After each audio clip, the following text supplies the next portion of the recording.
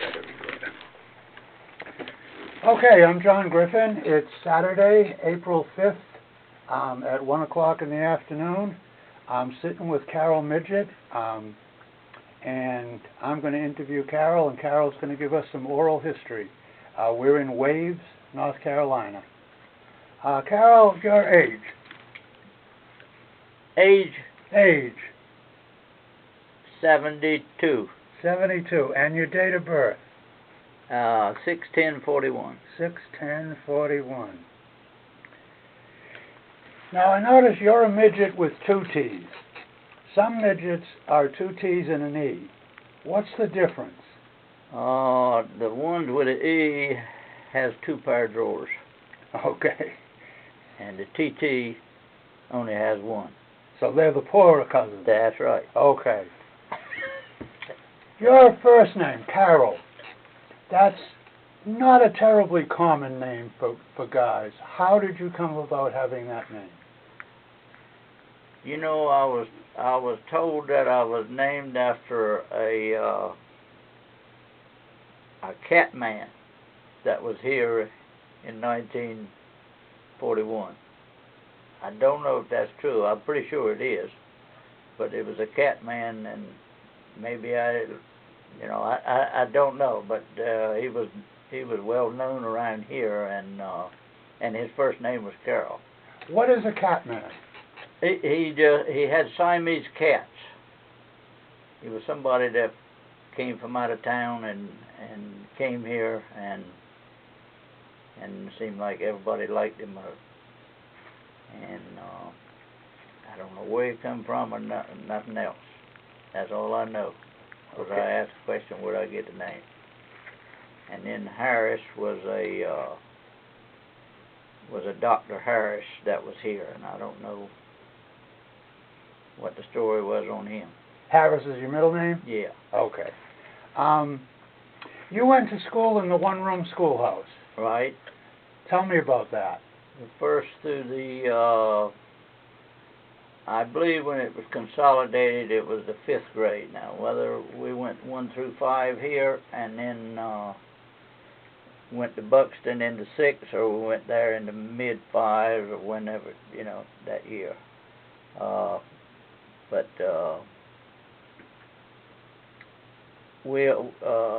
teacher was Miss Laura. She was daughter of Captain Levine Midgett. Okay, tell me about Levine Midgett, for people that don't know who Levine is. Well, Levine was a captain, they'll call him captain anyway, of Chickamaucomico Life-Saving Service.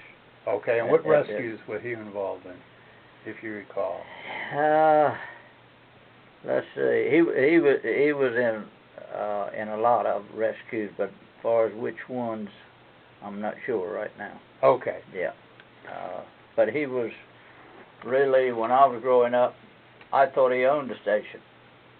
He lived across the street in the big 2-story house, and the equipment stayed over there in both places, and if anybody needed anything, I think Captain Levine would feed them or whatever. So he was good to a lot of people, and his crew, if you needed a house move or a barn moved, the Coast Guard then would come help you do it. Okay, that was when it was the Life-Saving Service, or Levine was... Well, Levine was Coast Guard? After 41. Yeah, okay. I wasn't born until 41, so it was later, Okay. When you started at the consolidated schools, how long did you stay in school? I left there at age 15 and went to Great Bridge and stayed a year. Okay. Started on the 2nd year, and then I came back home. And but we went to now there's another old school in Buxton. Mm-hmm.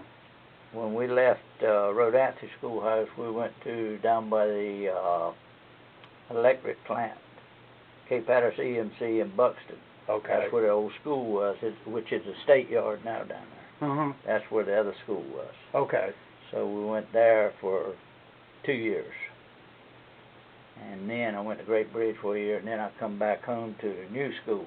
Okay. It had been there 1 year then when I came back. Okay. And you graduated from? And graduated from there. Okay. After graduation, I know you eventually became a deputy in the sheriff's department. Tell me about that. Well, let's see. That was in the late 70s, or mid 70s. 77.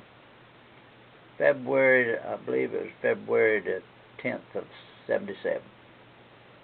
I went with the sheriff's department. Okay, and what jobs did you have before then? I worked at a tobacco company for, after graduation, I went to Virginia Beach. My father knew a man that worked at a tobacco company, and I was hired there, and I stayed there and retired from that after 18 years. Okay. A tobacco company called Old Dominion Tobacco Company. And well, when I started, we were down on Main Street, and then they built a new building out on Virginia Beach Boulevard. Okay. So when you came back, was your first job back here with the sheriff's department? I came back in 1975 and started with the sheriff's department in 77. In 75, me and my brother operated a gas station, seafood market, where Real is. My brother was the owner of that, and we combined a little place together and put a gas station in there. Mm-hmm. And then he sold his house and everything was over in there and sold it to the Real people. Okay. All right. So your brother sold directly to the Real. Mm-hmm. To Real. That's right. I did not know that. Yeah. So tell me, when you were going to school, down in Buxton, it was in the 50s? Let's see. In the 50s. Yeah. So Route 12 wasn't Route 12 yet? No, we had, I believe the schools was, I want to say 52 when they put the road in, 1952. Okay. So we were going to, we didn't have any roads when we went to Rodanthe, and we only had a piece of a road when we went to Buxton. Okay. I believe it was from Avon to Buxton. There was a piece of a road then. And how did you get from here to Avon? Well, the school bus, but they had the tires down so they could travel on, storms. The Coast Guard had to pull us through. We would go over on the beach, and they would turn around with their winch and winch us all through the bad places, and then when we get to Avon, we could come back out and hit the main road, and then we could go. Okay. And do you recall when they finished Route 12? When they finished it. Well, how did that change your life? What I remember, they came from and run the road to Avon. Then it seemed like they took a little break. Then they ran the road from Avon to Salvo. Then they turned around and started back at Oregon Inlet and come back and finally filled it in. We were about the last ones to get the piece of road here. And before that, there were steel mats that you ran on the hills and everything, on the dikes. A lot of dikes up in between here and Oregon Inlet, and they had those steel mats like the Seabees Army used to have and so forth. And that's what you drove on, just like it was Ocracoke on later years. They were a long time before you drove steel mats the same way before they got their road. How do you think the road changed the island? Well, the road probably gave everybody had a history of going into the Coast Guard because there wasn't any jobs.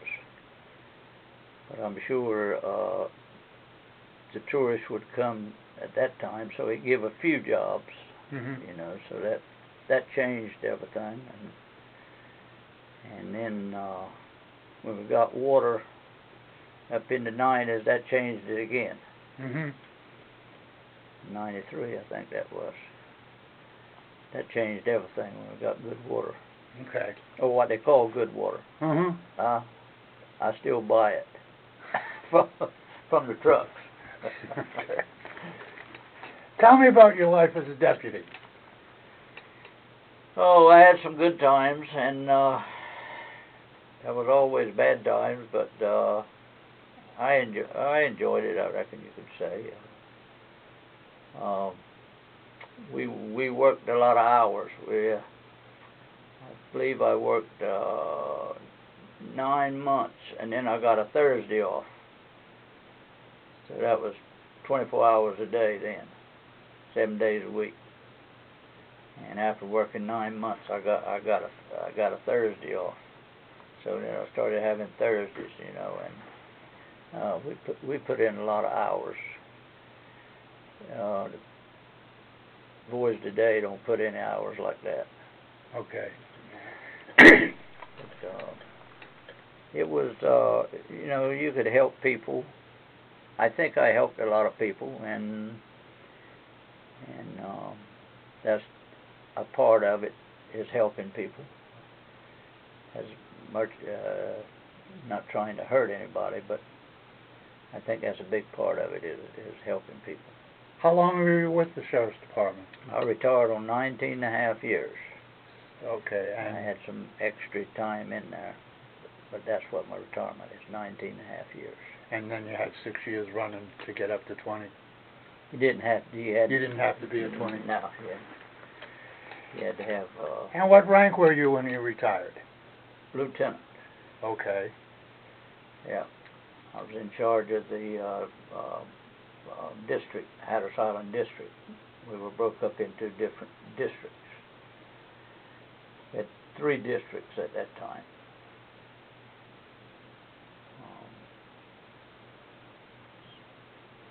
But there's been a lot of changes there too. I think there was 9 of us when I started. 9 deputies? 9 deputies in the whole county. I can show you a picture of them around here someplace. And but there was 9 of us all together. So and then I went to work for down here on the island for Raymond Bassnett. He was the chief deputy at that time. Okay. And, so he was good to get along with, good to work for. Sheriff Cahoon was #1, and I enjoyed working for him. And matter of fact, we traveled some together. He'd get me to go, and after he retired, I even went. I think Sheriff Austin sent him to some of the sheriff associations, and he'd get me to go with him to drive for one thing, and we left to talk to each other anyway. So, but he was good to work for.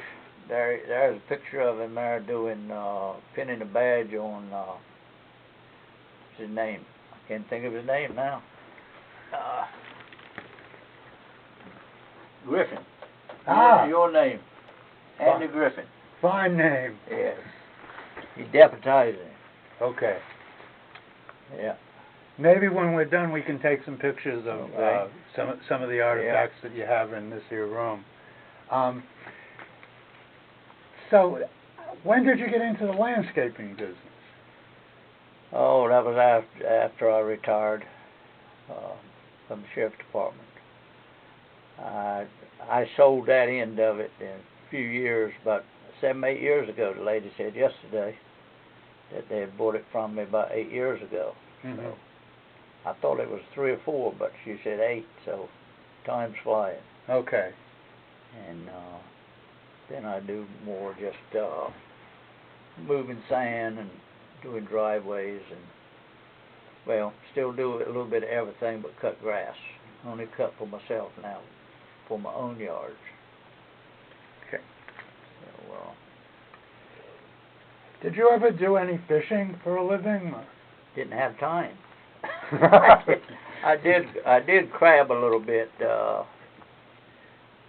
and when me and my brother, one of my brothers had the service station I was talking about, and seafood market. We did a little fishing then, but pound netting. But we had a bad storm. They say it hadn't froze the sound since 1918, I believe, and we left them out there to try a different type fishing for shad, like they did years ago, and we left them out there. The whole sound froze up. We never seen the nets or the stakes or anything else. They disappeared. So that's when I went to work with the sheriff's department. Okay. Tell me about the village boundaries. I remember once that you told me that I don't really live in Salvo. No, they have changed them all. Years ago, the boundary was like the Methodist church. One side was Rodanthe, one side was Waves. The people in the church in Rodanthe sat on the north side of the church. People in Waves sat on the south side of the church. And that was the dividing line between Waves and Rodanthe, was at the church road. Then the south, and then the south end was at Brick Creek, and that's in the curve there where the water comes up on the road. So you don't actually live where you think you live. But it's been changed several times, but that's where it was right there. Okay. That curve of that road. And there was people that moved stuff from Avon, like a cottage had moved up here, and I remember hearing him say, "What in the world? I thought I was in one town and I'm in another." But Goldberg, that did that section of Hatteras Colony, he put one right there on the line, if you remember, where I believe it's the ice cream place is there now. That was right in there, was about the dividing line, a little bit maybe south of there. And of course my father had cattle in there at that time, from right here where the down under restaurant is, to almost to that ice cream place, and we never had any cattle in Salvo, and they were always in Waves. And then all of a sudden, they say the fire departments did it, made all the changes back and forth, but I think when I was with the sheriff's department, they would change the sign would be stuck up where KOA is now. At one time they had it all the way down where one of the post offices used to be, where Edwards had the post office. It would be down along in there. So they moved them signs back and forth so many times. It's and really the people who's moved in here don't know where they're living. Well, I can attest to that. But I can guarantee you were in Waves. All right, I believe you. Yeah. I know you told me that you knew that my father-in-law was a retired police officer. Did you know that are there a number of retired police officers around here? Say that again. Are there a number of retired police officers? Not there is another one in the colony down there, but and there's been there was one lived in Rodanthe. I believe he passed away. It don't sound very good. Two of them done passed away, does it? But there's one that visits here is retired, but nobody that lives here year round that I know of is well, There was another one down in Salvo too. Mhm. I believe he's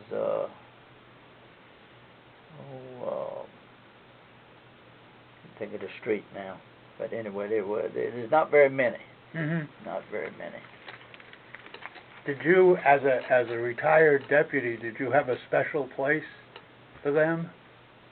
For those retired cops? Really, I didn't know them at that time. I think after I retired, then I knew 'em. The one in Rodanthe annual, I'm not sure what year your father-in-law came here. He'd been here a good while. He was here for 30 years. Is that right? Yeah. Hmm. Well, I probably knew him when I was, I think I knew him when I was with the sheriff's department. Okay. And he was probably the only one that I knew at that time. Okay. I believe he was from up around he was a policeman in New York, I believe. Yeah, he was a detective. And there was think about it, it was a Austin in Salvo that was a retired policeman up around New York someplace. Mhm. Richie Austin's brother. Okay. He was county commissioner at one time. Okay. What I would like to do now is just take a walk around and maybe take some pictures of some of the stuff, and if you carry one recorder, I'll carry the other one, and that way we'll record as we go along. Okay. And I know you showed me some stuff down here. Here's a boatload of fish my father had. They're all bluefish. That's my mother. That's her 1928 Whippet. You ever heard of that one?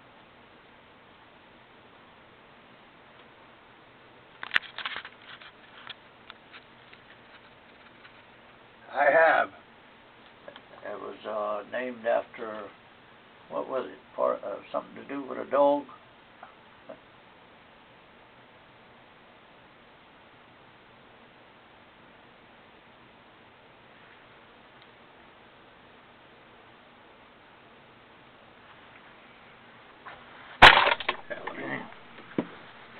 What that was?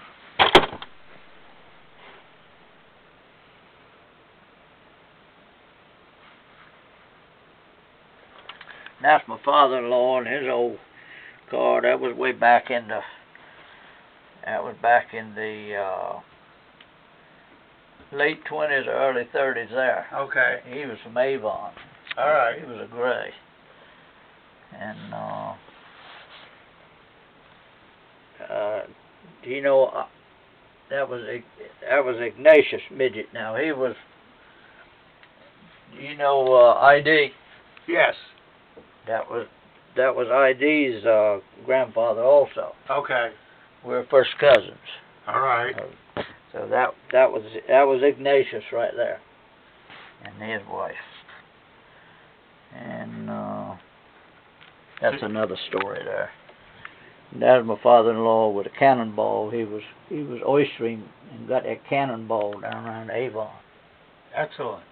Yeah.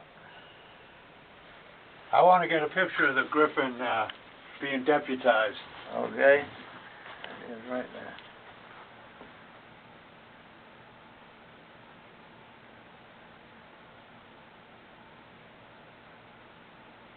Excellent. There was Captain Frank. See his nose? Mm-hmm. He said that's the only time he ever said a cuss word. A man hit him in the nose. See how big his nose? Yep. And my father worked with WPA. You familiar with WPA? I am. You look at that pay.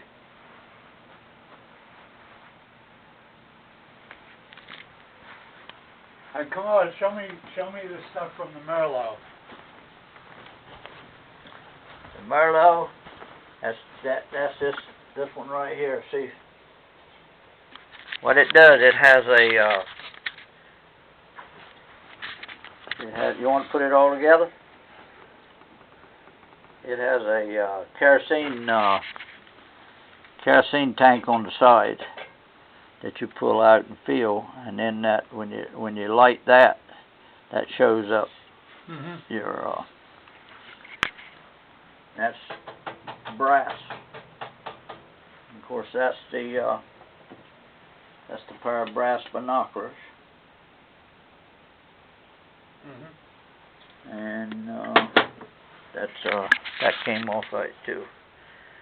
They were all given to me from Mr. Stanley. I have his picture and his gun over there. And Mr. Stanley is? He was a midget, of course. That's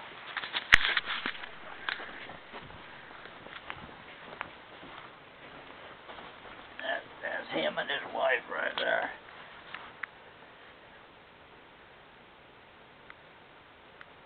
Okay. You know where the house across from the little restaurant up the road, Top Dog? Right.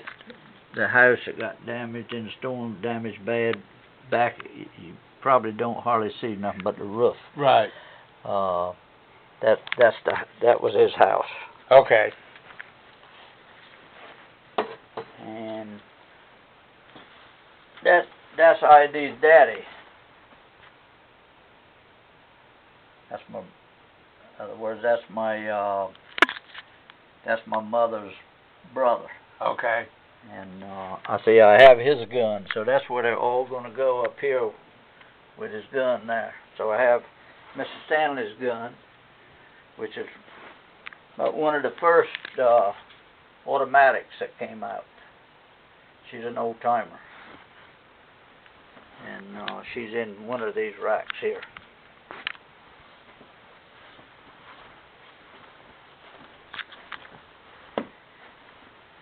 And these are, you familiar with them? Oh, yes. They're checks. Yes. Tell me what they did with them. What they did them, they when they left the station with that, they had a small building out on the beach someplace in between stations, and they would go there and meet the other guy, and then they would transfer them from one to the other. And that showed when they got back to the station that they did their time. Excellent. So there's the ones that tells which ones these are, and I believe that one of these is Chickamacomico and the other is Gold Shoal. Gold Shoal is south of Salvo. Okay. So that one of them is. I had, when I was in the Coast Guard Reserve up at Oregon Inlet, I had these up there on the wall. Of course, when I got out, I stayed 4 years in the Coast Guard Reserve, and then I took them out. Show me those stones that you collect that you found on the beach. What did I The little beans. Yeah, sea beans. That's what we called them when I was a kid. They're different types. Some of them are darker than others, but they're called what we always called them was sea beans, and we'd go days just looking for sea beans. I mean, they weren't that thick, but you don't see any of them anymore.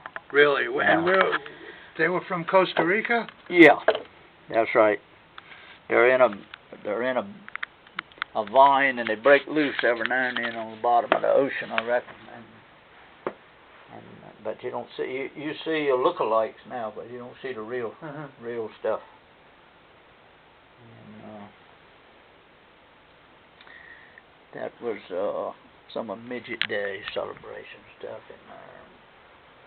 A little bit of this, and a little bit of that. Now here's all my decoys.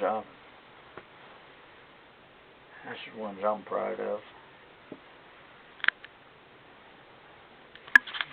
This one right here is, and that one is P Island Club. They're stamped on the bottom, PIC. And that's P Island Club, which is up where they're doing the bridge now.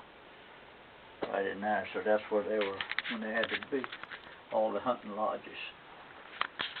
And, but some of these come from Harker's Island, all down the Sound, and some of them come from Maryland, Delaware, all the way up there. And there's a place where I used to hunt when I was up there with the Dudley's Island Club on a place called Washwoods. It's up on the beach side, right on the Virginia-Carolina line. And that was the log book that was in there. And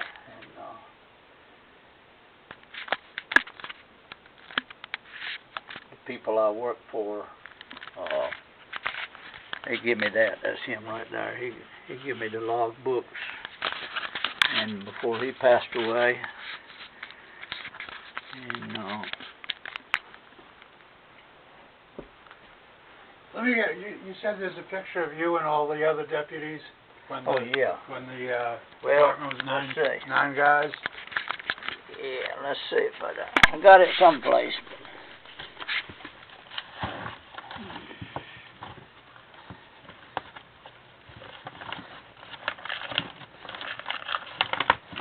Let's see. Don't be concerned about it. It's here. It's here. It's got a picture of the sheriff and a. Wait a minute. Here it is.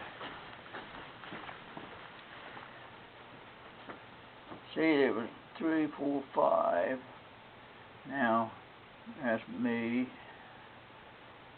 That's Bert. He was part-time. Bert Austin then was part-time. I have a bigger picture of that, but see, that's what we had. We had 2 helicopters in, and 1, 2, 3, 4, 5, 6, 6, 7, 8, 9, 10. See, there was I'm counting some of those twice, so there's not 9 because that picture of the picture of Raymond there, and picture of Raymond, that's chief deputy. That's our little helicopter in the back, and that was a helicopter pilot right there that was killed. You know, a chopper that hit him, and the EMT hit a little girl got hit, and he went up one direction, up the beach, and flew over to Norfolk. And when he come back, they had put that tower in that day, and or that weekend while he was off. See? And he flew the same pattern he always flew. They had a light on it. So here's all my my Coast Guard hats and my deputy hats, and these are some of my uncle's uniforms. This is my uniforms over here, and the Coast Guard uniform, my deputy uniform, and deputy dress suit there. Now there's a thing when it was life-saving service too, if you want to read that. See that note right there without falling down?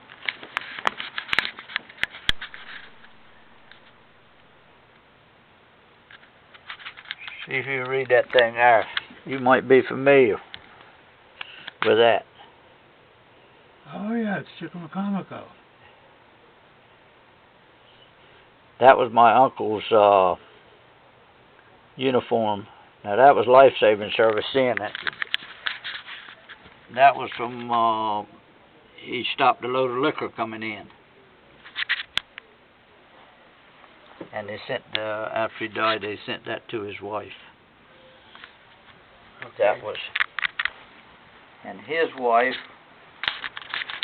that was their, his wife was brother to,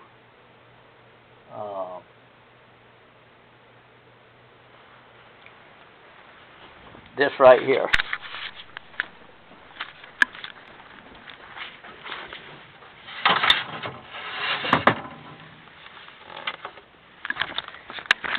Rasmus. That was Rasmus. That was her father.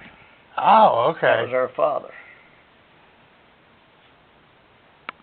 Rasmus Yeah. rescued 10 men, That's single-handedly. That's who they sent that letter to, that her husband stopped that load of liquor coming in. Okay. And that was Chris Cheney, which was his daughter. So that's in one of the sea chests. When you were in school, did they have sea chests? Yeah. Mm-hmm. Did you ever write for it? No, I think that started in the later years after I have most of them. Where are they at here? I'll tell you when they started. You know what that is? That's where my father got caught hunting birds on the beach. Ah. Willets. They took his decoys. You want to keep that quiet now. Don't make no difference now. It's too late now. Do you see a stack of them someplace here? Of the sea chests? Yes, they're over here. Oh, you see them? Yeah. That's better right than I have. I think. No, I was wrong. No. There's a whole thing of them. I got a lot of stuff to put away that I haven't.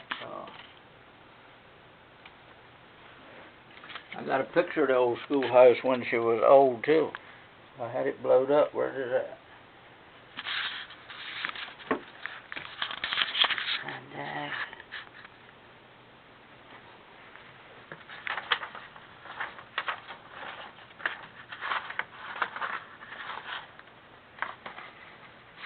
And there's when we were. That's some of the pictures I had right there when we used to have to go to the. Everybody used to have to go to the lighthouse. Don't matter what you did. That's why at one time I didn't care whether it fell in or not, because I always got tired of having to go out there and have your picture made.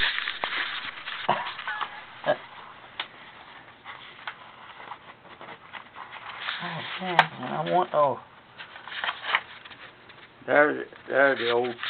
That's the church there. That's the old people going to the Methodist church. You know where the Methodist church is up here? Yep.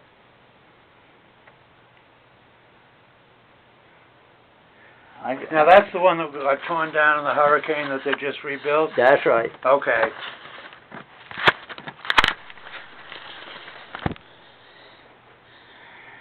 You ain't looking someplace. Something ain't right. Wait a minute. Here it goes. That's the Ash Wednesday book. It's got to be in this, All the sea chests? yeah, there they are. That's too big. Pull them all out of there. There's some. No, that ain't sea chest. That's probably. I wanted to see the one where sure.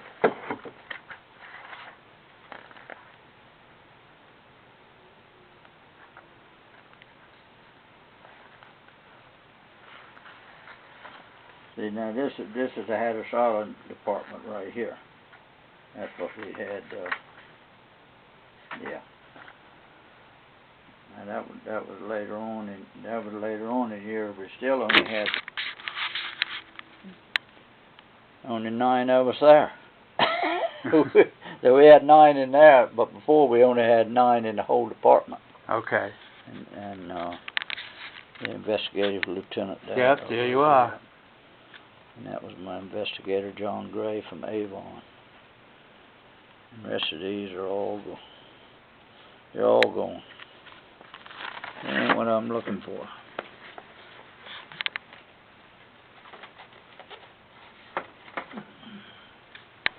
One of us has got to be.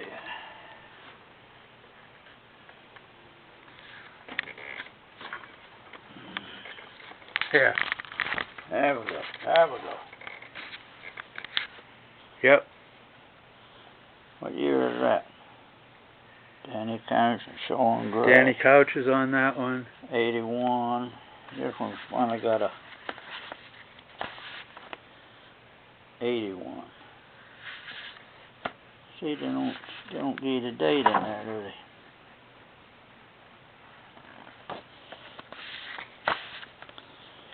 There's Calvin Burris on that one. He's an old timer. Let's see what this one is. It's got a part of the Coast Guard station on it. Now my grandchildren was in there and did the inventory. I mean, did the interview on some of these on one I got over there. Now that was the Omaha Babin. That came north of Rodanthe, came ashore. They finally got her off. They unloaded everything on her, and then they took her off. My brother worked up there on the Abbey, Old Man Abbey. See, they stayed here, on, like the LSTs, they stayed here up in this little cottage right out here of ours, and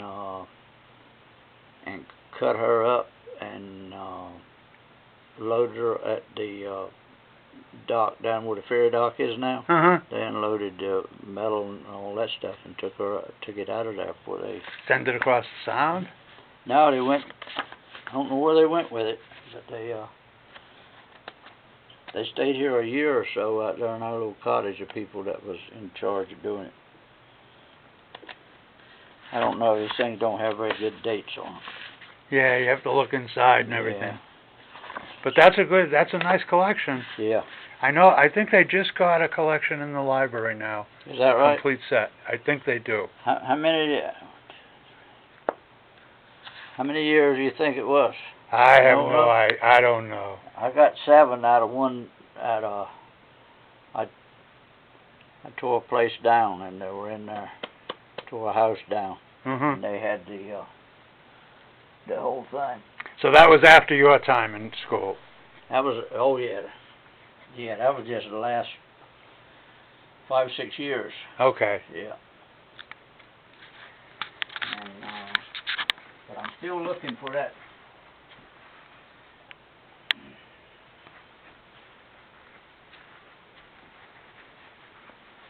Let me look down here real quick. Let's see. See, here was my,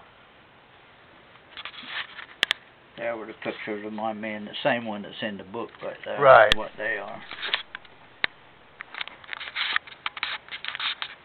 What was I looking for? There's my collection of, I kept all my stuff like that, my driver's license, my badges, and my desk thing, hat. There's a hat I wore for many years.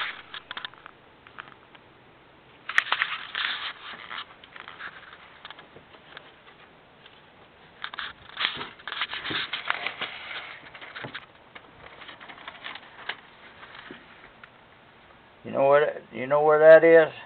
No. That is sitting at see if that ain't the one at P Island. Yeah. That's setting up on, you used to go up on the hill at P Island where the buildings used to be when the road was on that side. Yeah. And we were looking down just about a quarter mile up there. We had the road blocked. Later on, they sandbagged this part. And that's it right there. The whole road was cut right through. So I don't even know what year that was. Man, you know, telephone number. Nobody puts dates on nothing, do they? Huh? Let's see. I don't know what I'm even looking for now. I'm looking for that,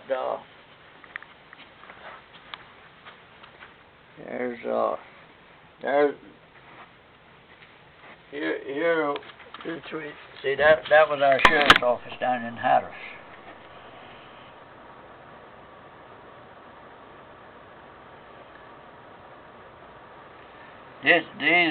That's Captain Levine's house. That was right across. You ever heard of Mac Midgett? I certainly have. That's Mac right there. As a kid. Wow. And that's Levine's 2 nephews, grandsons. I'm crazy. 2 grandsons. Excellent.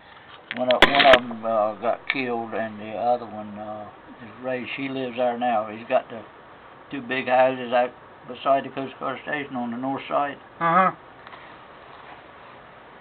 And and his mother was my school teacher. That boy's mother right there. Okay. So you. Naveen had another daughter was a school teacher also. Okay. Come sit. The thing I don't understand, she would teach. She would have three classes, three different. Like if I was in the 4th grade, she'd have 4, 5, and 6 in the same room. Okay.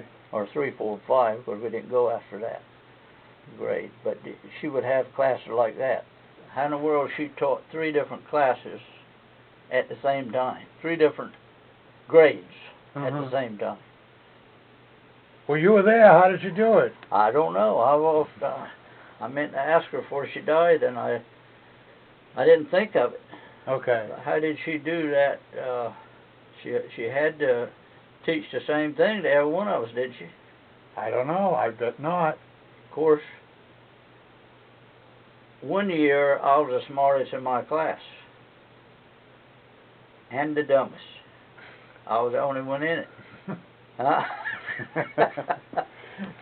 But, and then there was another boy, then there was, the rest of the years, I think there was 2 of us in the same grade. And then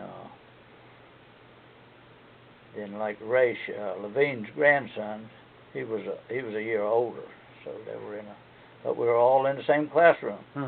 So I don't know how she did that. So what's the biggest change you feel that you've seen here on Hatteras Island? The biggest change, well, that could you could rate several things as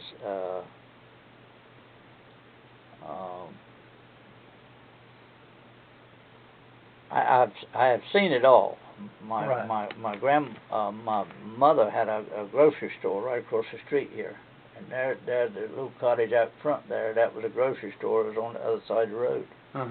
So I would go back to seeing when we couldn't sell sugar, we had to hide it. We could only put 2 things of sugar on the shelf a day, because it was ration. And there'd been so many changes. I reckon the water changed everything. The bigger ferries changed everything. More ferries changed everything. There was just changes coming fast. But I don't know one particular thing more than the other. But the highway changed everything. Some people say the consolidated school. I don't think he'd put that up front. I mean, that was a change. But that's what I was looking for a while ago, was the picture of the schoolhouse, wasn't it? Right. Before it became... Yeah, I got it over there someplace before it was... Looked like there was a little fence out there. I don't hardly remember that fence. But I remember they would have beauty contests and everything. And out there, I don't know what it was. But all the girls would come from over the whole island up there to enter in the beauty contest. And... they don't look that good today. Are you talking about the young ones or the ones your age? The same ones. Okay. But I can't think of... Well, this would be a good place to stop. Is there anything else that you would want to say? No, I think what we need more than anything else up on this end is a big grocery store. Okay. Don't you? Yeah. Okay, I'm going to shut off now. Okay.